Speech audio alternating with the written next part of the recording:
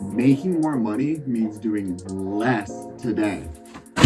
So let me explain how that's going to work. Hey you guys, my name's Mogul Magness and I own and operate martial arts studios. I have been able to help some of my friends with their fitness businesses, and I want to share what's worked best for us.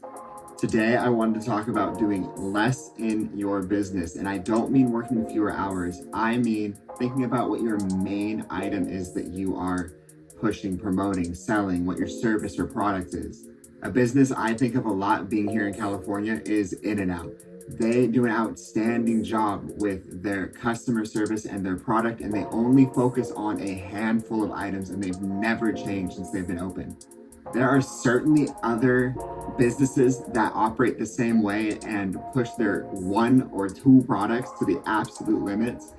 But what I really want to focus on is how when you add something new, it very rarely adds new customers and usually just spreads out your current customer base between their choices in buying.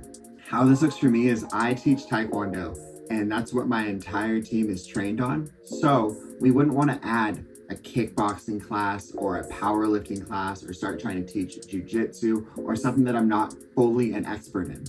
I have tried to add different kinds of fitness classes that are a little bit more general, a little bit more generic.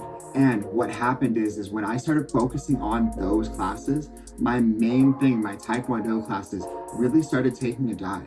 We weren't able to sustainably grow one and the other at the same time. And I think it's because I was splitting my own attention and my customers were confused on what they should be focusing on. How I transitioned it was because I am a personal trainer and I do really like fitness, is I use our fitness class as more of a retention tool. So that's the only reason I would even keep the class around, is because it's something for maybe parents that can't do the Taekwondo classes. They can do their workout class at the same time as their kids' regular Taekwondo class.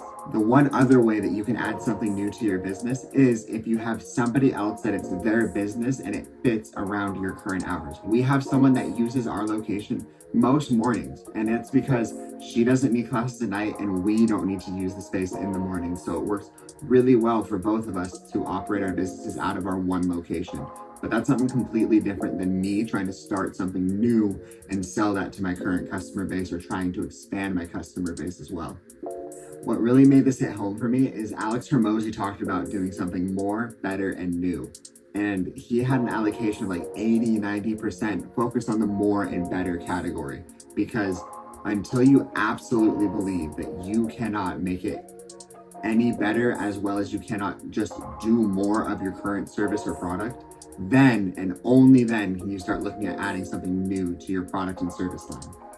What happened once I really started focusing on this was our business, our main thing, the Taekwondo classes, started to grow again once we stopped focusing on trying to push both and we really just focused on the Taekwondo classes and then let the fitness be a little bit more supplemental to parents and families that were joining for just their kids and maybe wouldn't have gotten on the mats otherwise.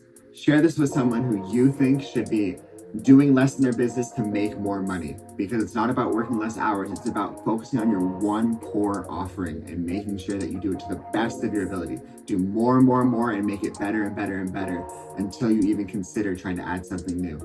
Thank you so much, and share this with your friends. I'll see you soon.